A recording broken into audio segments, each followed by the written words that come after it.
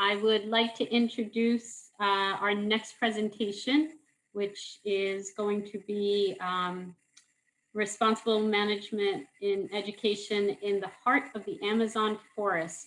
This is an active learning methodology proposal, which I'm excited to hear about. So we're very happy to be here and to tell a little bit about our experience in Brazil with our responsible management education in the heart of the Amazon forest. And it is an active learning methodology proposal, and we want to discuss a little bit what we've been doing and also ask you to reflect a little bit on what you guys can also do using the same strategy or perhaps the same model that we've been proposing. So the idea is that we know that management education needs to change, and this is urgent. And we know that teaching sustainability is a challenge. We've been seeing a lot of management students and managers that have had great, excellent management education, but they're not able to really connect with sustainable development goals. They're not able to connect with sustainability concerns. And when we talk to them, we know that they really have a background in excellent schools. They have management education, they had sustainability education, but they're disconnected. And so what we have been doing in Brazil, so I think we should present ourselves first. So my name's Lara. I'm a professor from the University of São Paulo, and also a visiting professor at Western University in Canada. And Luciana, do you want to present yourself? Yes, I'm Luciana Cesarino. I'm a professor at the Federal University of Uberlândia in Brazil. And I'm the Flavio supervisor too, with proud. Flavio, do you want to introduce yourself? And hello, good afternoon, everyone. I'm Flavio, and I am a postgraduate student at the University of São Paulo, Brazil. Okay. So the proposal we have here is the idea is to present a model for business education rooted in the SDGs framework and inspired in experiential learning in the Amazon forest. So we try to connect what we do inside the classroom with what we have that is like the richest natural environment that we have in Brazil, which is the Amazon. So the idea is that to transition from what we have today as a profit framing and a competitive advantage paradigm to a Millennium Development Goal target and really achieve that transition and achieve and make this journey a real destination. In order to do that, it's essential that the environmental concern can really become in the heart of this managers, in this management education experience with students. So we wanted to use the biosphere. So use the systems, the big picture that we have, the local environment that we have in Brazil, to bring this experience inside the classroom and make the students really connect with what we have in Brazil. So we started using the Amazon rainforest as the perfect scenario to combine the SDGs, the integrated agenda, with management education and with sustainability awareness. So, Lara?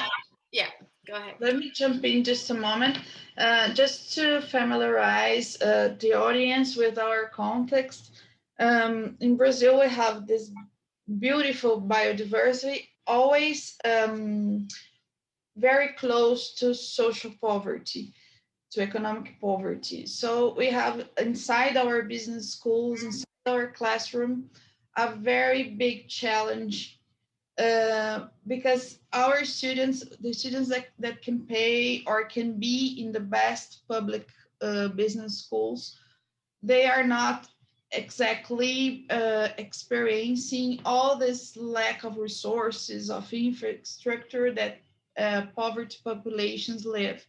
So it's sometimes they are thinking about working in a big multinational and being an executive and working with finance. And the challenge is to bring the reality and how the models and all expertise they have during the business course can reflect in social change, can reflect in transformation this context, this local context. Okay, so go on, Lara.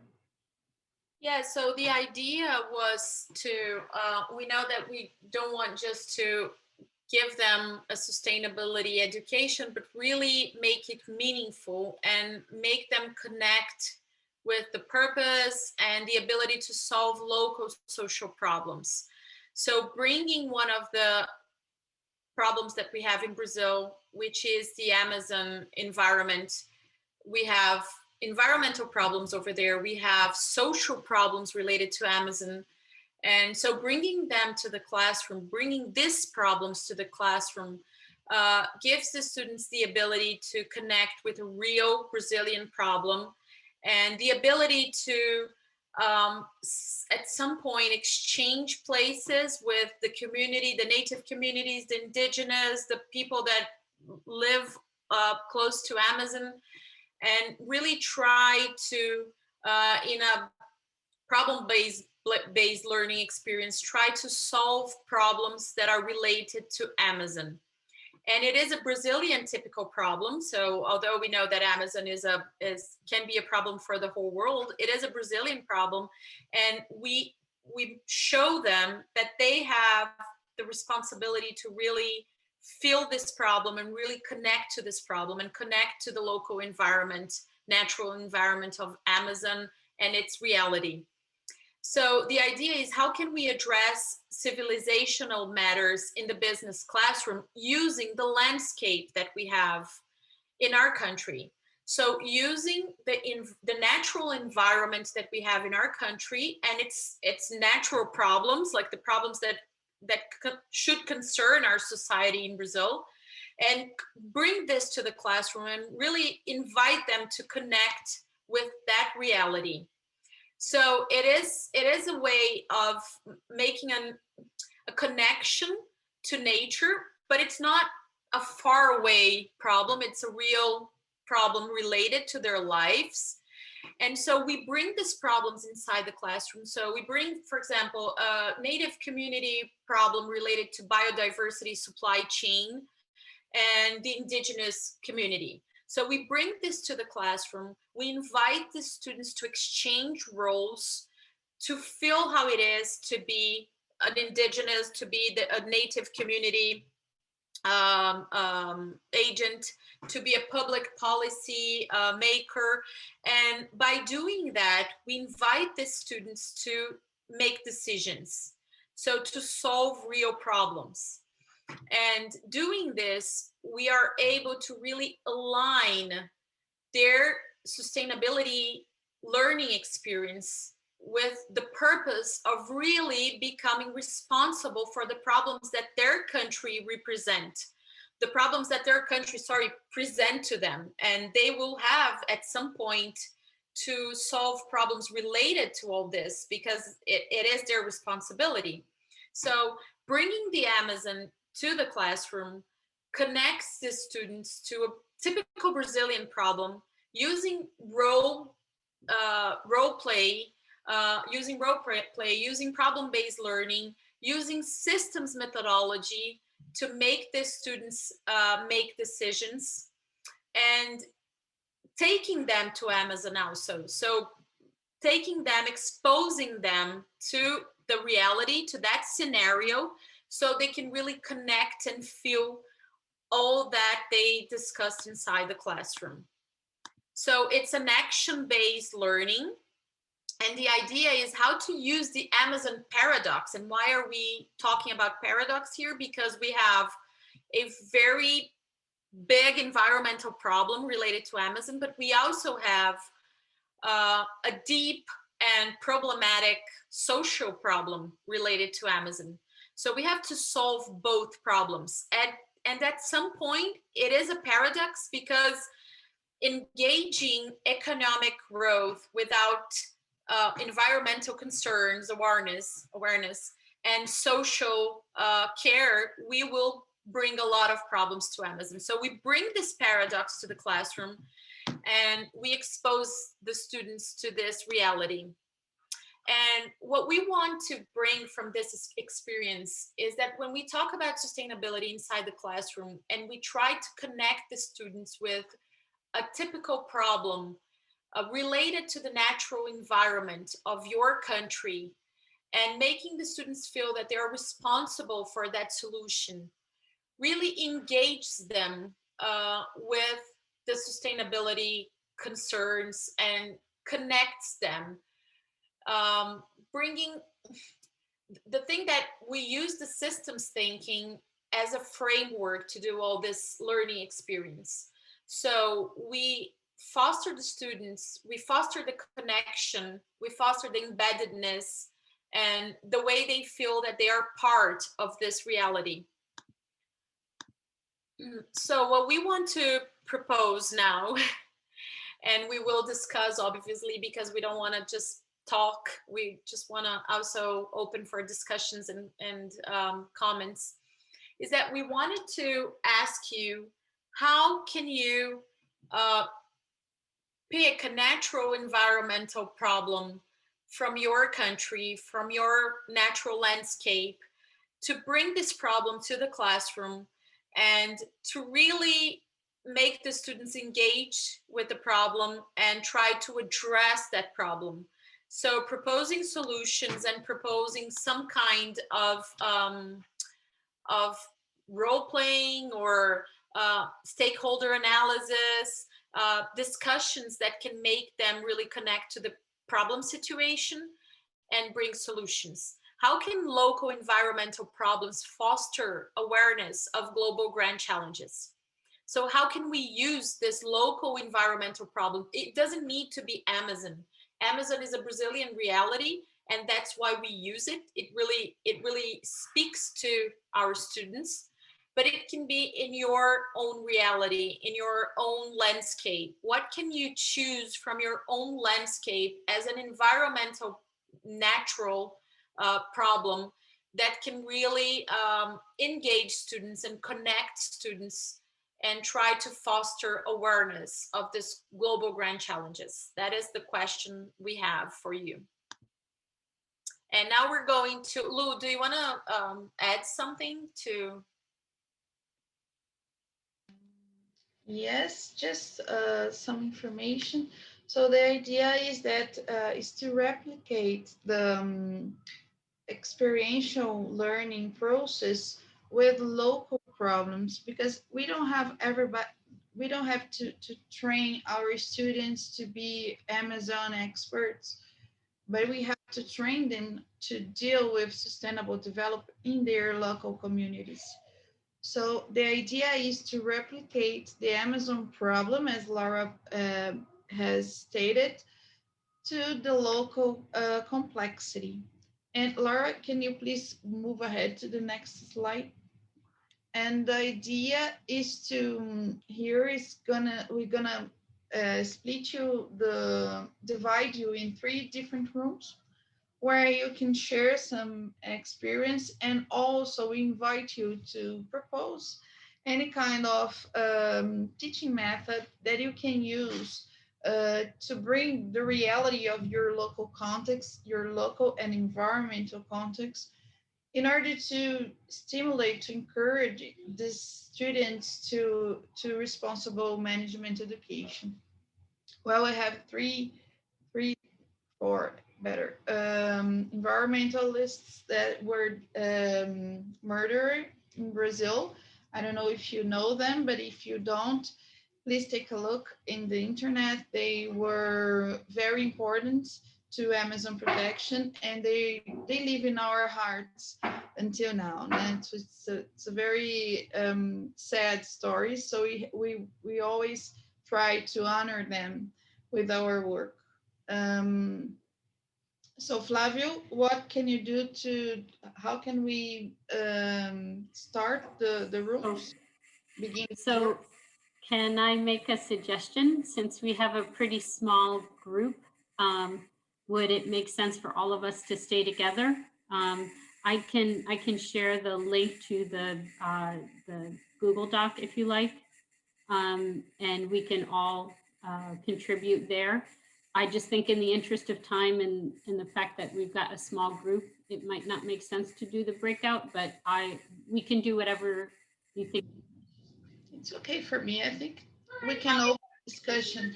I completely agree with you. I just have a suggestion. Instead of sharing the Google Docs, we were wondering if we could use the Google Jamboard.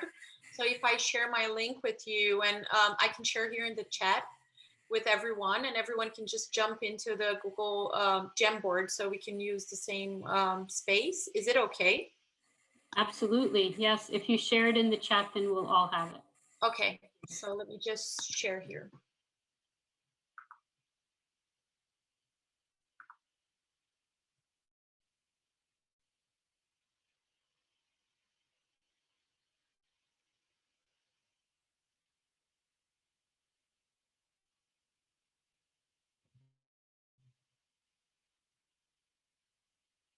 Just stop sharing because it's easier to. It's not sharing anymore, Laura. Yeah, no. The idea is I stopped sharing because it was too lazy over here. I needed to get the link. Okay.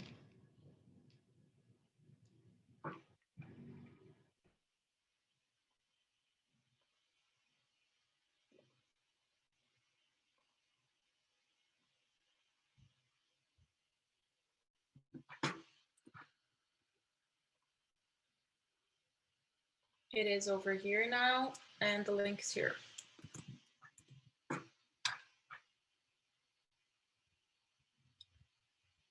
And I will share also my screen so everyone can just know how it works. Do you guys see my screen? Yes, we can see your screen. Okay, so this is the Google Jamboard. I imagine that most of you know how it works. So this is a whiteboard, and the idea is that you can just take notes over here. You can also open other whiteboards. So if you want to have your own whiteboard, that's not a problem. If you want to work with everyone else in the same whiteboard, here are the stickers. You just choose the sticker over here. There's a sticky note, and you just put, like, for example, local environmental problems, and you start doing sticky notes. So it helps you kind of like create a design thinking experience. And we can just populate this whiteboard with sticky notes and discuss a little bit what we're how we're addressing the question. So you're invited to just populate sticky notes over here on how you can use your local environmental problems to foster responsible management education, and how students can really deal with grand societal challenges, global challenges, although looking at your local environmental problems.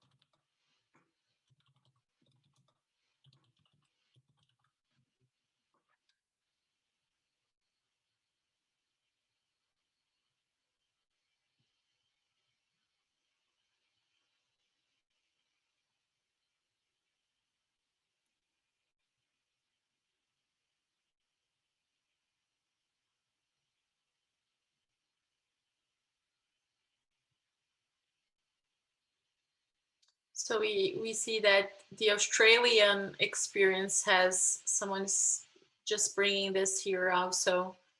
And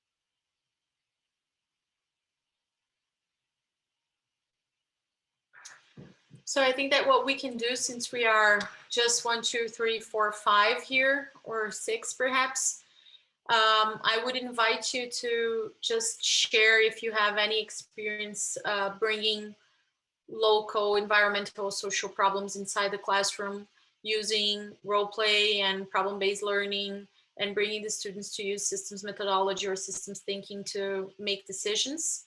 So if you have experiences like that, I would really like to know. And if not, we can just discuss a little bit how we can use that in each scenario and context.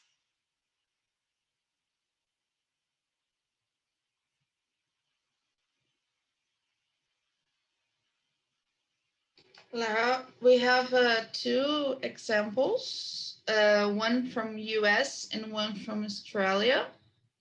Maybe if this both experience, if they want to talk about this and just explain to us how was this experience in order to compare, to see some similarities between both cases. What do you think? Yeah, I think it's a good idea. So I just invite you to tell me how it works in Australia, or even the person who said that uses sites from the like US app websites, I imagine. Yeah, I'm Gerard Farais. I don't know if you're referring to what I posted, because I said there are several Superfund sites. Is that what you were talking about? Yes, yes, Yeah. yeah. Okay, so recently, and I can't find the URL for that right now, but I think it was the New York Times that published a map of the U.S. with these are legacy sites with major pollution, which whether the land or something like that has been contaminated and has had major impacts on local populations. So each one of those sites, I haven't used any of them yet because this was just published very recently. But I think each one of those sites, you could find sites that are very close to wherever you're located and have students investigate that. And then learn more from it about why it happened, how it affects local populations. The other one that I did, that I also posted, is there's a study that said you could predict, uh, based on pollution data, you can predict the race of the racial mix, and they tend to be predominantly uh, minority races that live in places with high pollution.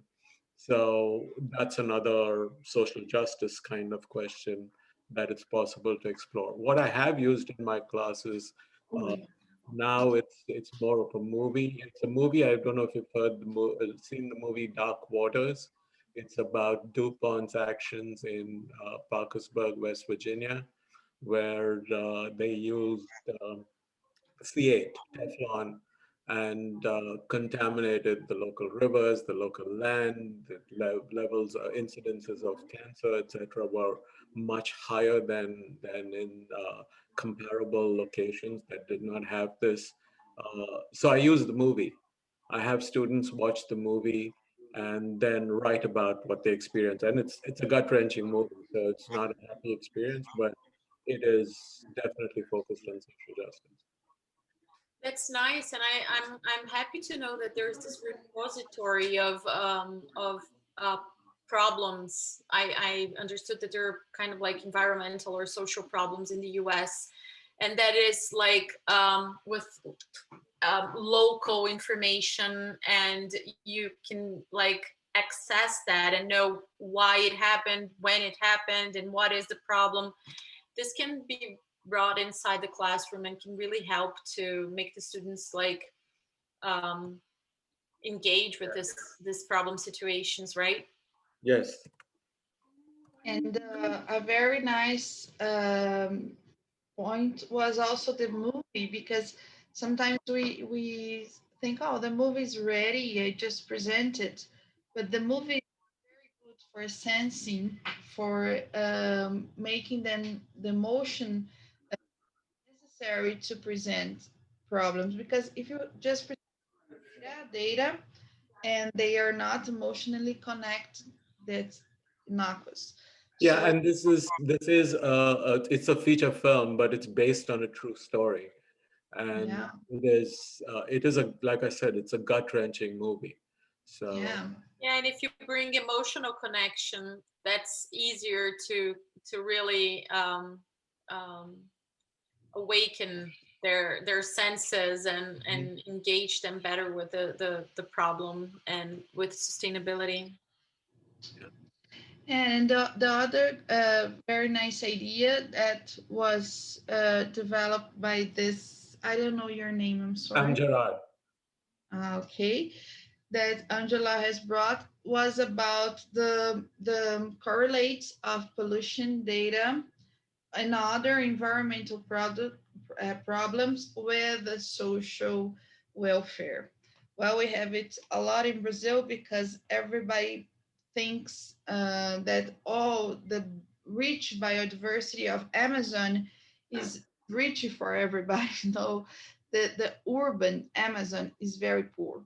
Mhm.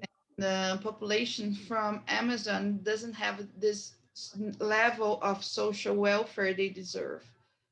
So yes, we have this very good paradigm or gap to explore between what the environmental indicators tell us and what the social welfare of our community, of our municipality presents. So very nice Yeah, actually, I forgot. I page. just last week I had a leader from the Ramapo Lenape nation speak to my class over Zoom. Unfortunately, we cannot go and visit, but Mhm.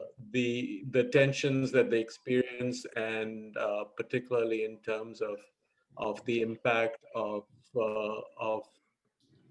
development on their lifestyles and things like that. So the students really learned a lot from that. So Yeah. yeah, I've been trying to do that. I also try and go across the world, use videos of indigenous populations from different parts of the world, US, India, Africa, and the Amazon actually. There's a wonderful TED video by, oh, I can't remember his name now, but uh, We would like to have this name if you remember, and it's oh so nice yeah, to of see course. that you are It's on bringing. the tip of my tongue, but I can't remember right now. It's so nice that you're bringing Sorry. global problems to Yeah. inside the classroom, so students can really see Hi. how So they I have. forgot to mention, in the midst of that last couple set of discussions, besides submitting the thing, I had been meaning to read it for 4 years and finally ordered the book, The Forgotten, which is about Luzerne County and what happened in the last election. So like in 2 days, I've been speed reading this book.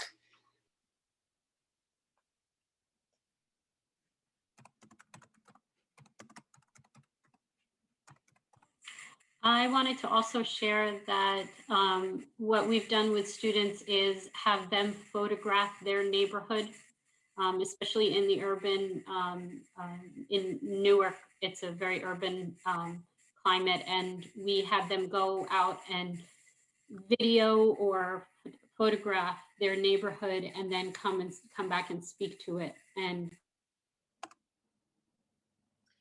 that is so nice to know, Magda, because when I once met a professor from geography, and she was one of the first professors, like probably 15 or 20 years ago, who decided to have environmental education for students, and it was a very like experiential learning class. And one of the things she did was to explain to students that environment is not like, it's not the natural environment, but it's the environment you are embedded in. So she made the students go to, like, it was a class in São Paulo, which is a very urbanized city. And she made us go outside and choose the neighborhoods that we wanted to connect to. And she made us like take pictures, and we did kind of like a photograph analysis of the places we've been, but with this look at social and environmental problems, like having really this concern with what we were seeing. It was amazing how the pictures and the photographs helped us to see things that usually we do not see when we're just passing by. So the pictures were really like, it's so nice to hear that from you, because I've never seen that again. That was like 15 years ago, and it really gave me a very nice experience of how we have to have a different look when we're really concerned with things in society, and the photographs can help us.